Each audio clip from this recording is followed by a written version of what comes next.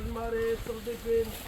മരിച്ചവർ എങ്ങനെ ഉയർക്കുന്നു എന്നും ഏതുവിധം ശരീരത്തോടെ വരുന്നു എന്നും ചോദിക്കും. കൂടാതെ വിതയ്ക്കുന്നത് ചത്തില്ല എങ്കിൽ ജീവിക്കുന്നില്ല.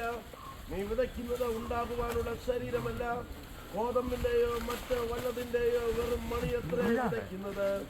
ദൈവമോ തന്റെ ഇഷ്ടം പോലെ അതിനൊരു ശരീരവും ഓരോ വിത്തിന് അതതിന്റെ ശരീരവും കൊടുക്കുന്നു. സകല മാംസം ഒരുപോലെയുള്ള മാംസമല്ല.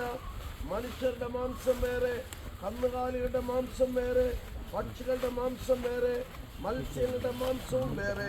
സ്വർഗീയ ശരീരങ്ങളും ഭൗമിക ശരീരങ്ങളും കൊണ്ട് സ്വർഗീയ ശരീരങ്ങളുടെ തേജസ് വേറെ, ഭൗമ ശരീരങ്ങളുടെ തേജസ് വേറെ. സൂര്യന്റെ തേജസ് വേറെ, ചന്ദ്രന്റെ തേജസ് വേറെ, നക്ഷത്രങ്ങളുടെ തേജസ് വേറെ. നക്ഷത്രവും തമ്മിൽ തേജസ് കൊണ്ട് ഭേദമുണ്ടല്ലോ. മരിച്ചവരുടെ പുനരുത്ഥാനവും ആവണ്ണം തന്നെ ആകും. ദ്രവത്വത്തിൽ വിതയ്ക്കപ്പെടുന്നു, അദ്രവത്വത്തിൽ ഉയർക്കുന്നു. അപമാനത്തിൽ വിതയ്ക്കപ്പെടുന്നു, തേജസ്സിൽ ഉയർക്കുന്നു. ബലഹീനതയിൽ വിതയ്ക്കപ്പെടുന്നു, ശക്തിയിൽ ഉയർക്കുന്നു. പ്രാകൃത ശരീരം വിതയ്ക്കപ്പെടുന്നു, ആത്മീയ ശരീരം ഉയർക്കുന്നു. പ്രാകൃത ശരീരമുണ്ടെങ്കിൽ ആത്മീയ ശരീരവും ഉണ്ട്.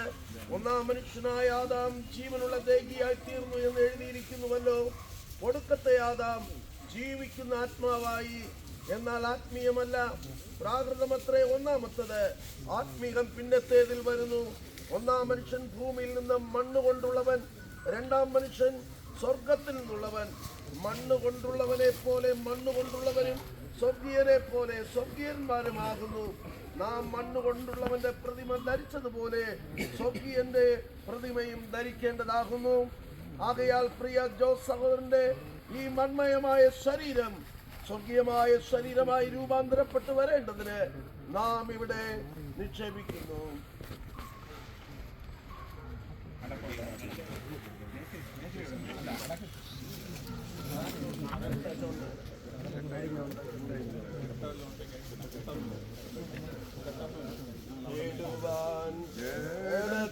സുഖം ഇപ്പോഴല്ല സമയം,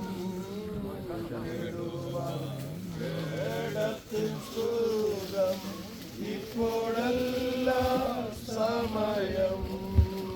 സ്വന്തം നാട്ടിൽ ദൈവമുഖം കാണുകയത്രേ വാഞ്ചിതം.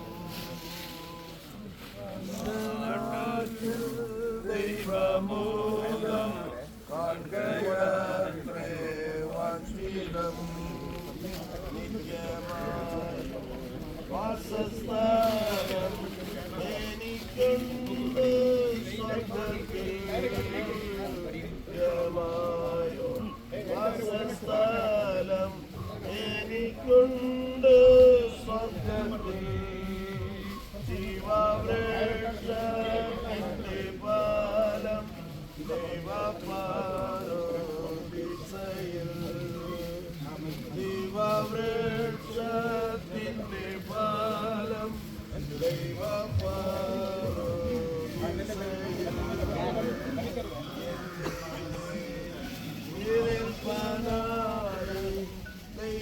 ദൈവദൂതർ വരുന്നു എന്നെ ഏൽപ്പാനായി.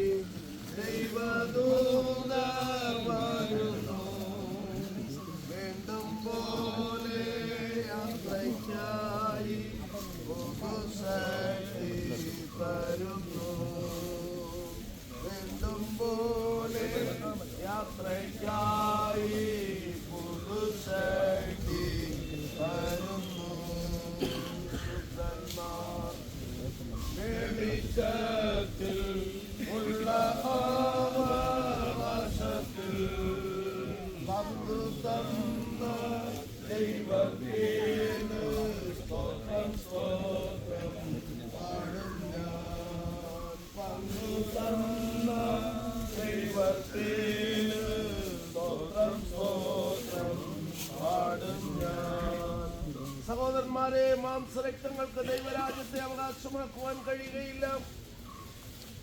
ദൈവരാജ്യത്തെ അവകാശമാക്കുവാൻ കഴിയാക്കിയാൽ ദ്രവത്വം അദ്രവത്വത്തെ അവകാശമാക്കുകയുമില്ല എന്ന് ഞാൻ പറയുന്നു. ഞാനൊരു മർമ്മം നിങ്ങളോട് പറയാം, നാം എല്ലാവരും നിദ്ര കൊള്ളുകയില്ല. എന്നാൽ അന്ത്യ കാഹളനാദത്തിങ്കൽ പെട്ടെന്ന് കണ്ണിമയ്ക്കുന്നതിനിടയിൽ നാം എല്ലാവരും രൂപാന്തരപ്പെടും. കാഹളം ധ്വനിക്കും, മരിച്ചവർ അക്ഷയരായി ഉയർക്കുകയും നാം രൂപാന്തരപ്പെടുകയും ചെയ്യും. ഈ ദ്രവത്വമുള്ളത് അദ്രവത്വത്തെയും ഈ മർദ്യമായത് അമർത്യത്തെയും ധരിക്കണം. ഈ ദ്രവത്വമുള്ളത് അദ്രവത്വത്തെയും ഈ മർദ്യമായത് അമർത്യത്തെയും ധരിക്കുമ്പോൾ മരണം നീങ്ങി ജയം വന്നിരിക്കുന്നു എന്ന് എഴുതിയ വചനം നിവൃത്തിയാകും. ഹേ മരണമേ, നിന്റെ ജയം എവിടെ?